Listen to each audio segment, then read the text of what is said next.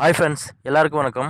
இன்றைக்கி நம்ம வீடியோவில் கெயின்மாஸ்டர் அப்ளிகேஷனை யூஸ் பண்ணி இப்போ நீங்கள் வீடியோவில் பார்க்குற மாதிரி சூப்பரான வாட்ஸ்அப் ஸ்டேட்டஸ் எப்படி க்ரியேட் பண்ணுறது அப்படிங்கிறத பற்றி தான் பார்க்க போகிறோம். வீடியோவை ஸ்கிப் பண்ணாமல் ஃபுல்லாக பாருங்கள், அப்போ தான் உங்களுக்கு புரியும்.